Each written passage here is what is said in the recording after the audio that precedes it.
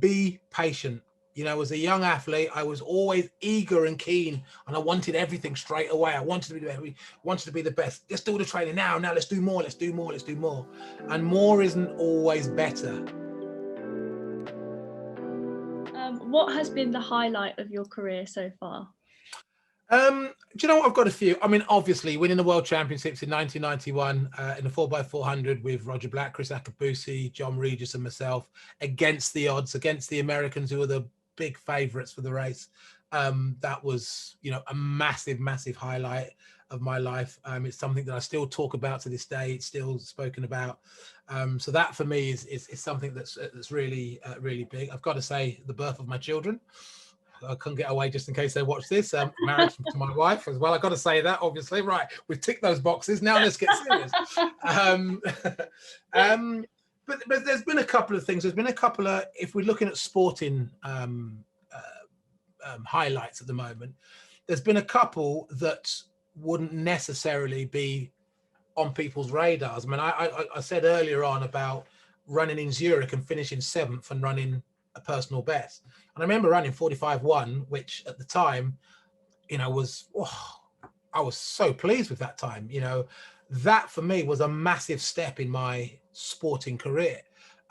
When I ran under 45 seconds for the first time, which was on July the 27th, 1985 at 11:45 p.m. in Oslo.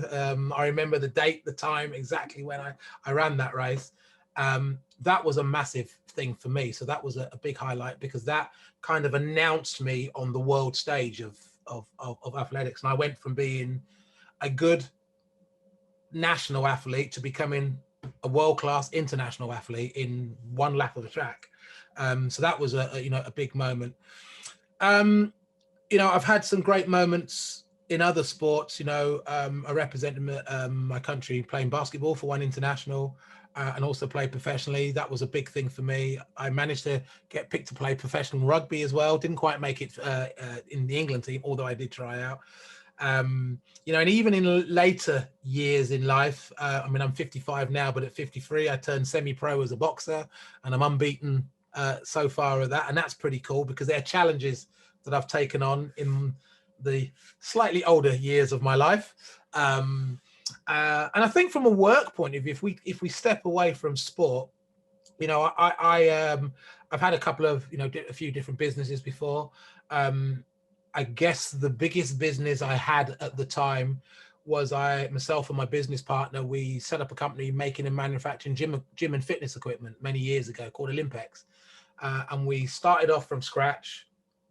We became very successful in a 2.5-year period, and then went from the height of success to going bankrupt, and the company going bankrupt, and me going bankrupt personally for a lot of money, losing everything, and actually having to start again and build myself back up to pretty much where I am now. And that's something that I'm proud of, because, you know, when I went bankrupt and lost everything, I had no idea what was next around the corner for me. But the one thing that I always believed is that I would be successful in life, and we're coming back to having that belief in something, and I had no idea what it was going to be in.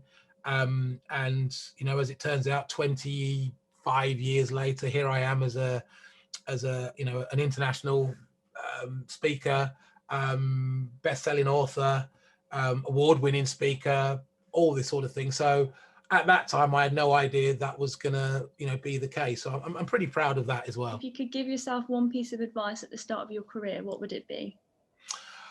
Oh, one piece. I mean, there's if I was talking to a younger, if I was talking to a younger me on the track in the world of sport, it would be patient. You know, as a young athlete, I was always eager and keen, and I wanted everything straight away. I wanted to be the best. Let's do the training now. Now let's do more. Let's do more. Let's do more. And more isn't always better. You know, so patience was something. Even when I got injured, I'd possibly come back too soon and aggravate the injury, or it hadn't healed as properly, and then further down the line I get re-injured again. So as an athlete, it would be definitely to be a lot more patient. I think as a businessman, it would be to listen and seek and take more, take advice, because you know, you do go for a stage where you think you know it all. You know, I can't tell me. And your ego gets in the way, and your ego's a big old massive thing, and sometimes you can't see around the damn thing. Well, you know what? You got to kick that ego to the curb and ask for help, ask for advice, and take it. If you know, if you're able to rub shoulders with people who have done what you want to do, boy, do it, you know, and listen to them and take their advice. So I guess it depends which young Derek I was talking to, but there would be the bits of advice that I would give myself.